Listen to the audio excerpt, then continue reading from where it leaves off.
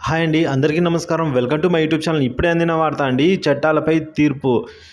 Supreme court సంచలన తీర్పు చెప్పిందండి. చట్టాల మీదనే తీర్పు చెప్పడం జరిగింది.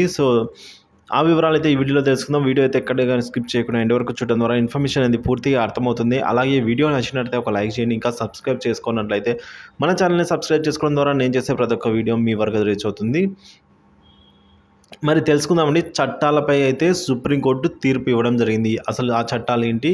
ఏం తీర్పు ఇచ్చింది? అన్న వివరాలైతే ఈ వీడియోలో ఉన్నాయి.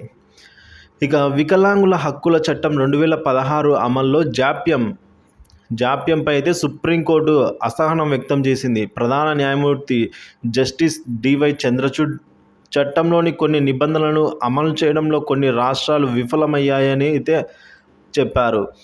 చట్టం అమలులోకి వచ్చిన 6 నెలల్లో నిబంధనలు సిద్ధం చేయాలి. చట్టం రూపొందించిన 6 నెలల్లోగా నిబంధనలు రూపొందించాల్సి ఉన్నా ఇంతవరకు ఆమోదం కూడా పొందలేదు. అదేవిధంగా ఆంధ్రప్రదేశ్, ఛత్తీస్గఢ్, జార్ఖండ్, పంజాబ్, ఉత్తరప్రదేశ్ రాష్ట్ర కమిషన్లను నియమించలేదు ఇంకా.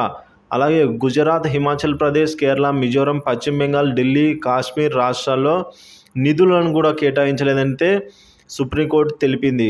మరి వికలాంగుల హక్కుల చట్టం కోసం జిల్లాల కమిటీలను ఏర్పాటు చేయాలంటూ ఈ దాఖలైన పిటిషన్పై విచారణ సందర్భంగా ధర్మాసనం సోమవారం ఈ వ్యాఖ్యలు అయితే చేసింది. మళ్ళీ తదుపరి విచారణ అనేది జూలై 2వ వారానికి వాయిదా వేసింది. మరి చూసుకోవచ్చండి, వికలాంగుల హక్కుల చట్టం అమలు కాలేదు. ఈ విధంగా కమిటీ ఏర్పాటు చేసినప్పటికి కూడా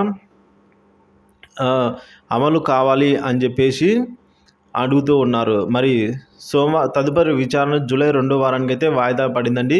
మరి తీర్పు కోసం అయితే సర్వత్రా వికలాంగుల చట్టం కోసం 2016 జాప్యంపై అయితే సర్వత్రా ఉత్కంఠ నెలకొంది.